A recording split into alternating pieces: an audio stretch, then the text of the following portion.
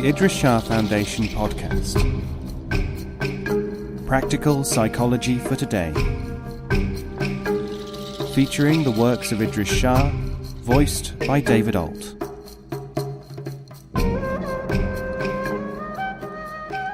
Welcome to the Idries Shah Foundation podcast. In this edition of the podcast, we will hear selections from the exploits of the Incomparable Mulla Nasrudin by Idries Shah. This audio has been made available by the Idries Shah Foundation.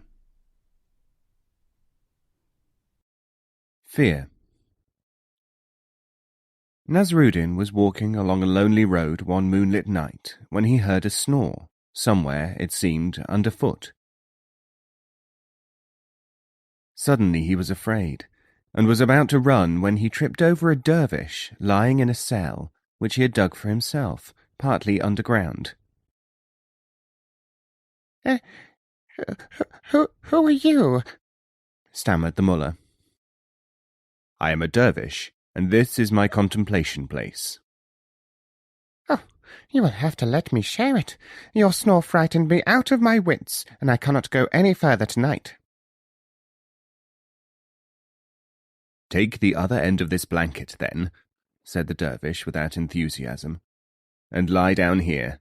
Please be quiet, because I am keeping a vigil. It is a part of a complicated series of exercises. Tomorrow I must change the pattern, and I cannot stand interruption. Nasrudin fell asleep for a time. Then he woke up very thirsty. I am thirsty, he told the dervish. Then go back down the road where there is a stream. No, I am still afraid. I shall go for you then, said the dervish. After all, to provide water is a sacred obligation in the East.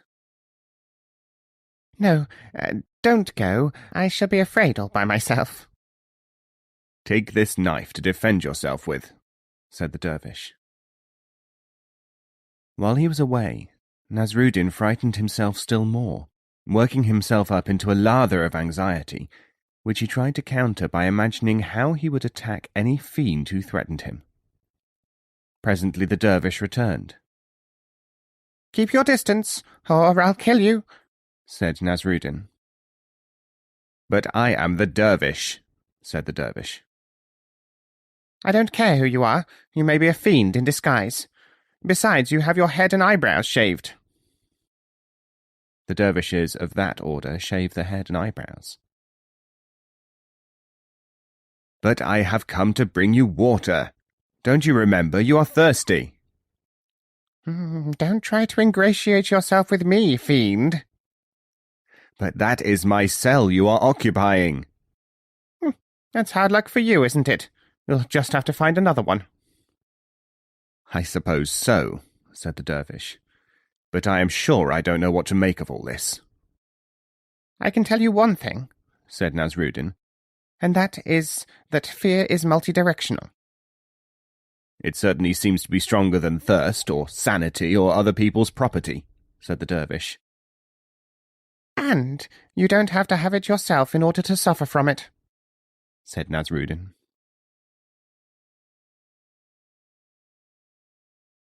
The robe. Jalal, an old friend of Nasrudin's, called one day. The mullah said, I am delighted to see you after such a long time. I am just about to start on a round of visits, however. Come, walk with me and we can talk. Lend me a decent robe, said Jalal, because, as you see, I am not dressed for visiting. Nasrudin lent him a very fine robe. At the first house, Nasrudin presented his friend. This is my old companion Jalal, but the robe he is wearing, that is mine. On their way to the next village, Jalal said, What a stupid thing to say. The robe is mine, indeed. Don't do it again. Nasrudin promised. When they were comfortably seated at the next house, Nasrudin said, This is Jalal, an old friend come to visit me, but the robe is his. As they left, Jalal was just as annoyed as before. Why did you say that? Are you crazy? I only wanted to make amends. Now we are quits. If you do not mind, said Jalal, slowly and carefully, we shall not say any more about the robe. Nasrudin promised. At the third and final place of call, Nasrudin said, May I present Jalal, my friend, and the robe he is wearing, but we mustn't say anything about the robe, must we?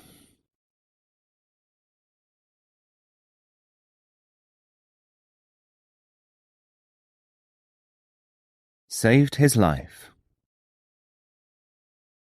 Nasrudin, when he was in India, passed near a strange-looking building, at the entrance of which a hermit was sitting. He had an air of abstraction and calm, and Nasrudin thought that he would make some sort of contact with him. Surely, he thought, a devout philosopher like me must have something in common with this saintly individual. I am a yogi, said the anchorite in answer to the mullah's question, and I am dedicated to the service of all living things, especially birds and fish. Pray, allow me to join you, said the mullah. For, as I had expected, we have something in common. I am strongly attracted to your sentiments, because a fish once saved my life. How pleasantly remarkable, said the yogi. I shall be delighted to admit you to our company. For all my years of devotion to the cause of animals, I have never yet been privileged to attain such intimate communion with them as you. Saved your life. This amply substantiates our doctrine that all the animal kingdom is interlinked. So Nasrudin sat with the yogi for some weeks, contemplating his navel and learning various curious gymnastics. At length the yogi asked him, If you feel able, now that we are better acquainted, to communicate to me your supreme experience with the life-saving fish, I would be more than honoured. I am not sure about that, said the mullah, now that I have heard more of your ideas. But the yogi pressed him, with tears in his eyes, calling him master, and rubbing his forehead in the dust before him. Very well, if you insist, said Nasrudin, though I am not quite sure whether you are ready, to use your parlance, for the revelation I have to make. The fish certainly saved my life. I was on the verge of starvation when I caught it. It provided me with food for 3 days.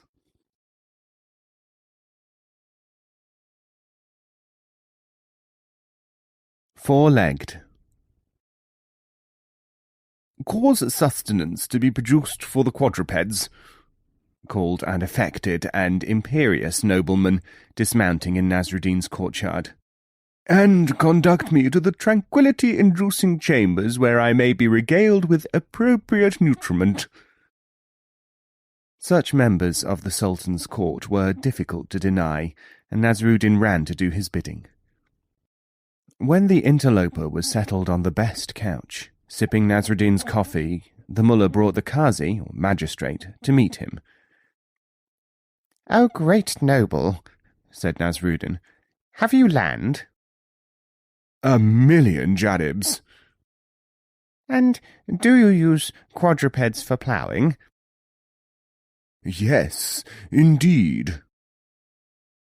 "Would you buy from me 24 quadrupeds at a price of 5 silver pieces each?" The patrician knew plough animals were worth 100 pieces of silver. He eagerly assented. Nasrudin went out and bought 24 rabbits for a silver piece each. He then presented these quadrupeds to the noble. He appealed to the qazi. "We must stick to the letter of the law," said the pedant, "and I uphold the contention that rabbits are 4-footed. Quiz. There was a great deal of restlessness in the country, and the king had sent a cultural delegation through the villages to reassure people. Everywhere they went, the people were most impressed, because between them they marshalled an immense collection of knowledge and expertise. One was an author, another was a priest, a third was a member of the royal household. There was a lawyer, a soldier and a merchant, and many others. At each place at which they stopped, they called a meeting in the nearest open space, and people assembled and asked them questions. When they arrived at Nasrudin's village, a large gathering headed by the mayor welcomed them. Questions were asked and answered, and everyone was to some degree influenced by the array and importance of the delegation. Nasrudin arrived late, but as a local celebrity he was pushed forward. "What are you doing here?" he asked. The chairman smiled compassionately. "We are a team of experts, here to answer all the questions that the people cannot answer for themselves. And who, pray, are you?" "Oh, me," said Nasrudin offhandedly. "You'd better have me here on the platform." He climbed up beside the dignitaries. "I am here, you see, to answer the questions which you don't know the answers to. Shall we start with some of the things which baffle you, learned gentlemen?"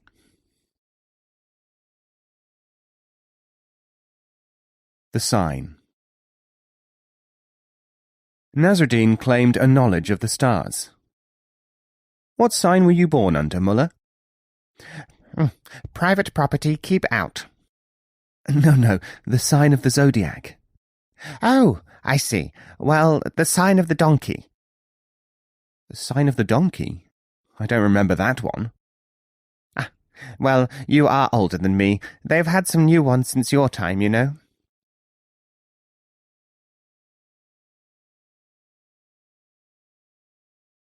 All her fault. Nasrudin tried to get a calf into a pen, but it would not go. So he went to its mother and began to reproach her. "Why are you shouting at that cow?" someone asked. "It is all her fault," said Nasrudin, "for she should have taught him better."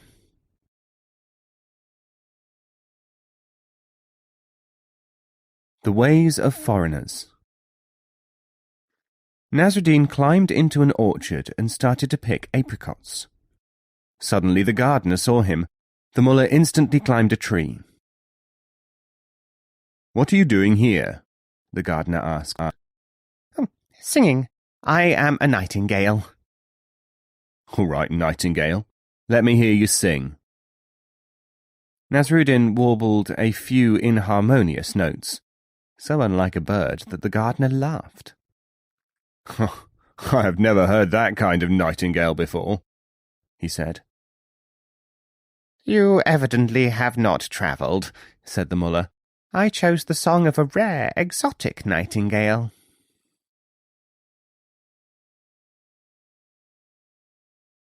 Burnt foot. An illiterate came to Nasrudin and asked him to write a letter for him. "I can't," said the mullah, "because I have burned my foot." "What has that got to do with writing a letter?" "Since nobody can read my handwriting, I am bound to have to travel somewhere to interpret the letter, and my foot is sore, so there is no point in writing the letter, is there?" Old moons. "What do they do with the old moon when there is a new one?" a wag asked Nasrudin. "They cut them up. Each old moon provides 40 stars." Letter of the Law. Nasrudin found a valuable ring in the street. He wanted to keep it. But according to law, the finder of an object had to go to the marketplace and shout the fact 3 times in a loud voice. At 3 o'clock in the morning, the mullah went to the square and shouted thrice, "I have found such and such a ring." By the third shout, people were pouring into the streets. "What is it all about, Mullah?" they asked. "The law lays down a threefold repetition," said Nasrudin, "and for all I know I may be breaking it if I say the same thing a fourth time. But I'll tell you something else. I am the owner of a diamond ring, all right." The cat is wet. Nasrudin took a job as a watchman. His master called him and asked whether it was raining. "I have to go and see the Sultan, and the dye on my favourite cloak is not fast. If it is raining, it will be ruined." Now Nasrudin was very lazy, and besides, he prided himself on being a master of deduction. The cat had just streaked in, soaked through. "Master," he said, "it is raining heavily." The master spent some time getting himself arrayed in other finery, went out, and found that there was no rain. The cat had been soaked by someone throwing water at it to scare it away. Nasrudin got the sack. Sleep is an activity. Nasrudin wanted to steal some fruit from a stall, but the stall-holder had a fox which kept watch. He overheard the man say to his fox, "Foxes are craftier than dogs, and I want you to guard the stall with cunning. There are always thieves about. When you see anyone doing anything, ask yourself why he's doing it, and whether it can be related to the security of the stall." When the man had gone away, the fox came to the front of the stall and looked at Nasrudin lurking on a lawn opposite. Nasrudin at once lay down and closed his eyes. The fox thought, "Sleeping is not doing anything." As he watched Nasrudin, he too began to feel tired. He lay down and went to sleep. Then Nasrudin crept past him and stole some fruit. The child is father to the man. Nasrudin arrived at an all-comers horse race mounted on the slowest of oxen. Everyone laughed.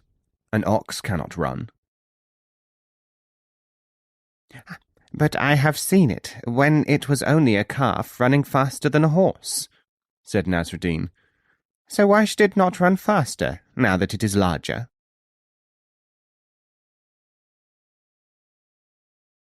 Every little helps.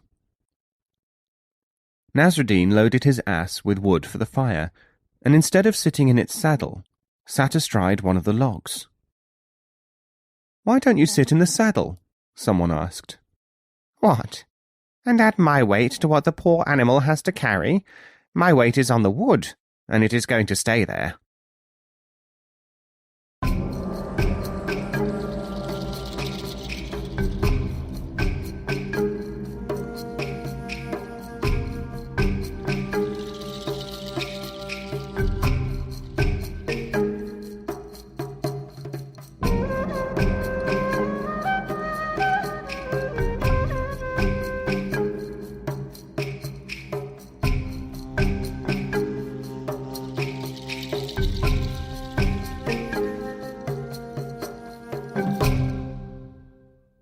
This podcast is copyright 2016, the Idries Shah Foundation.